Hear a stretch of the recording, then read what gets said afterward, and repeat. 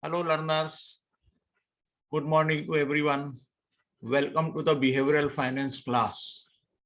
Let us try and understand that how behavioral finance affect the investment decision, buying decisions, borrowing decisions. So we'll try and cover some of this aspect and the history of the behavioral finance during the course of that 10-minute presentation. So let's move ahead. I think you are able to see the first slide now where I have moved. So what is the definition of behavioral science? Behavioral science is nothing but the psychological influences and biases that tend to affect the financial behaviors or decisions of the investors as well as the financial analysts. So financial analysts, though they are expert in this field, still they are also affected by the behavioral finance. So behavioral finance, what does it cover? It covers the decisions towards investment, then what is the risk which is perceived and which is the actual one, personal finance, payments. They are all guided by human emotions, biases, and cognitive limitations of thought process. And how do you respond to it? So in other words, whatever are the financial decision, whether it is investment, whether it is a risk, which can be a perceived risk, which can be a market risk, which can be a geopolitical risk, all these risks, they definitely have effect on the financial decision. Then personal finance, it is like managing economic activity of an individual, where one earns, spends, saves, and borrows. So these are the four economical activity of an individual. And then obviously he makes the payments. So every decision which is falling under these categories, that is influenced by the emotions of the individual beings. And then there are biases also, which are responsible for influencing those decisions. And there are limitations in the form of cognitive limitations of our thought process and how one's brain respond to it. Everybody will have a different thought process. The thought process of individual differs. So really it cannot be uniform. Sometimes there could be similarity, but it cannot be identical. So behavioral finance is nothing but influencing the individuals. Often we see the stock market, there the prices of the shares, they keep moving up and down. So sometimes we see, although there is no corporate action means announcement of dividend, maybe announcement of slate, announcement of good result, announcement of bonus, or maybe a demerger of a company or spinning off of a company. So these are normally termed as corporate actions. But without the corporate action, where the financials are static, even then we say that based on the behavioral finance, the share price keep moving upward or downward. Why the share price moves? Share price moves because there are demand and supply forces. So if demand is high, the price will go up, which is the economic theory of demand and supply. And if supply is more and demand is less, then the price of the security will fall. So here the emotions and the biases, they play a major role rather than a rational thinking. So if somebody thinks that human behavior is rational, it is not so. It behaves in an irrational manner when it comes to financial decisions. So behavioral finance is a mix of social, psychological, and financial theories, where we try and understand the security price movements in the market. When obviously, as stated earlier, there is no corporate action. So we have seen, let us take the example of Meta. So last week, the results of Meta were announced, the annual results and quarterly results, annual result for the entire financial year 2021 and the quarterly result for the October to December quarter. And when we saw that the profit had fallen, then the market reacted sharply and there were only sellers, and what was witnessed by the end of the day, the Meta share price had fallen by 21% on the New York Stock Exchange.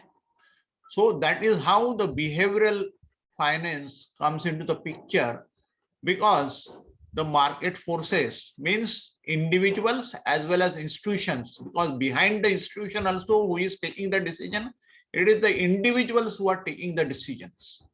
So they immediately perceive that since the results are not good, it is better not to hold Meta stock in the portfolio. So there was a large amount of selling which happened, and finally the stock ended at 21% lower than the last closing price.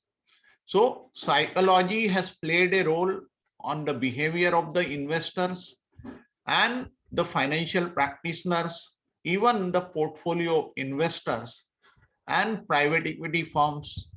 So all those, they just resorted to selling the Meta stock. So obviously the result was 21% fall in the security or share price on the New York Stock Exchange. So let's go ahead and try and understand that what is the behavioral finance history. So if we trace back the origin of the behavioral finance, it begins maybe around 110 years back when Sheldon discovered the psychology of stock market. And then that followed by another study on cognitive dissonance by Fessinger in 1956. So that was after 44 years of the first discovery. And then came Pratt's. So Pratt's discuss on the risk aversion and the utility function. That was in the year 1964. Thereafter, there were more studies on the behavioral finance, and the very popular study was about the prospect theory, developed arguably in 1979 by Kahneman and Tversky. Though they were psychologists, they were not financial experts or financial analysts. They had little idea about the traditional finance. Still, they were able to discover the prospect theory or develop the prospect theory. Then 1 year later, Thaler released a paper in 1980 about investors' propensity towards mental accounting, the accounting which we are doing by using our brain, that is called as mental accounting. In today's world, people have forgotten using mental accounting. Everybody uses calculator or maybe your mobile phone where there is a calculator app. In the older days, students used to remember the tables from 1 to 20. Some used to remember from 1 to 99, all mentally without use of calculator. So what it is trying to say, that money is viewed differently. Money is viewed differently. The money is in the paper form or whether it in the electronic form, and the new form, which is the digital money or even the cryptocurrency also. So it all depends that in what form that money is kept aside. So it could be an emergency corpus, it could be in the form of security deposit, or probably you have preserved the money towards your retirement. So they become the founding fathers of the behavioral finance.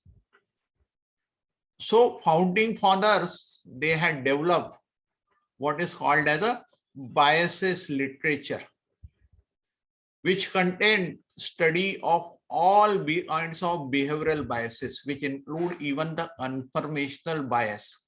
What is confirmational bias? You have something in mind, and the moment you get to know, although there is no supporting evidence to what is there in your mind, but whenever somebody else says what you are thinking, or probably you come across some literature in the magazine or in the net, you immediately start jumping. Oh, what I was thinking is correct, although there is no supporting evidence. That is called as a confirmational bias. It means somebody else is confirming. So you are happy that whatever was you are thinking, that was in the right direction. But it is not so unless and until it is supported by the statistical figures. So behavioral biases, they trip up the average and professional investors at par.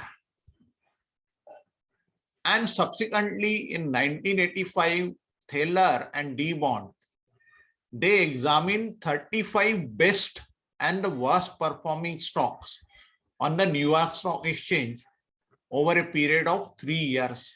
That those stocks which performed very well and those stocks which performed badly, means they were in the bottom 35.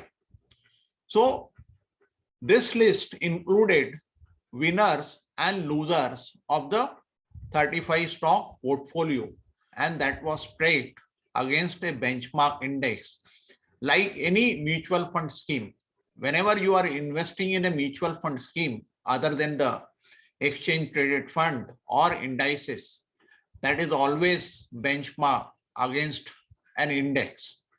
And if mutual fund scheme is generating higher returns than the benchmark index, it means it is generating an alpha that is over and above the benchmark index return.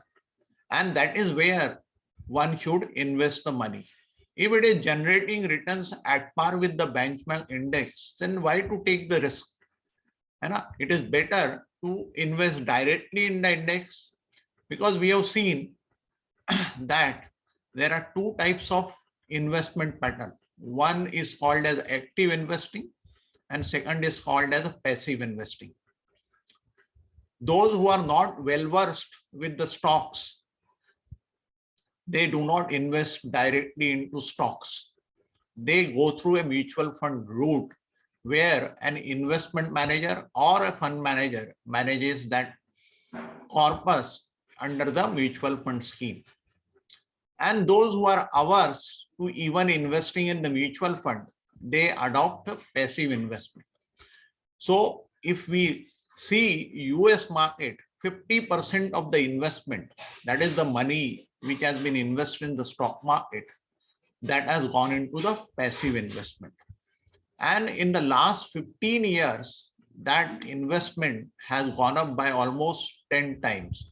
So it used to be very low 15 years back. Now it has moved up because people have started realizing that passive investment is a better option, because sometimes fund managers, they are not able to beat the benchmark return. So if the benchmark return cannot be beaten, it is better to invest in the passive investment where the fees also is much lower than the active investment. So coming back to the winners and losers of that 35 stock portfolio, which were listed on the New York Stock Exchange, the result was a difference of 25% between the bad and the worst performing stocks, just 25% over a period of 3 years. So it's not that if stock which is performing well, it will keep performing well always. and a stock which is performing bad, it will keep performing worst forever. It doesn't happen that way. So there are ups and downs, there are volatilities in the market. So there is an uncertainty, and that uncertainty is on account of behavioral finance. And this phenomena is called as a long-term reversal anomaly. So let's come to the last part of the slide, which is what are the market anomalies. So there are a lot of anomalies which exist to the behavioral finance theory. Never think that behavioral finance will always act in irrational manner. So what is the occurrence of anomaly? So anomalies, they keep occurring and people term it in the different way. So one of them is called as a Black Friday. So what is Black Friday? And normally it is observed that the stock market or the securities or maybe the market indices, they crash on a Friday trade. That is why it is called as a Black Friday. It is an anomaly, but if you look at the history, you will find that often the market has crashed or tumbled on a Friday. That is why we call it as a Black Friday. Then there is something which is called as the January effect. January is the beginning of the calendar year. So generally what happens, the foreign portfolio investor whose financial year begins in the month of January, they allocate funds for the investment. And what we see that the stock prices, they move up during January. Although it is not always so, but still we have a positive effect in the month of January on account of allocation of funds by the portfolio investors, and those funds, they are invested in the stock markets. That is called as January effect. There is another term which is called as the winner's curse. Winner's curse obviously means that you are paying a very high price in a bidding process. Why? Sometimes there is an emotional attachment towards the asset which you are buying, or probably you want to somehow win that auction process. So your auction bid, it exceeds the intrinsic value of the asset. So let's say the intrinsic value of asset is 1 lakh and you are paying 2 lakh rupees of price for that. It means there is some emotion attached to that asset. So, and there is something which is called as a behavioral finance, or probably you are thinking in irrational way where you somehow wants to win the bid, maybe at double the price of the asset. Then there is something which is called as equity premium puzzle. So what is that? The average equity returns, they were just 6% over the bond returns. Normally what we have seen, equities are risk oriented and bonds returns are conservative in nature. So we feel that equities are giving much higher return than the bond return. But actually it is not so. If you look at the long-term horizon, maybe 5 years, 7 years, or 10 years, you will find a return difference of just 6% between equity and bonds. So that's all for today. And we will wind up here. And I would only say that market, particularly the stock market and the financial decisions, they are full of uncertainties, and the behavioral finance, it plays a major role in the security prices movement, as well as whenever you are taking financial decisions, irrespective of the fact whether you are a layman, that is, you do not know anything about the traditional finance or maybe modern finance, or you are an investor, or you are a financial expert. So that's all from my side today. Thank you so much.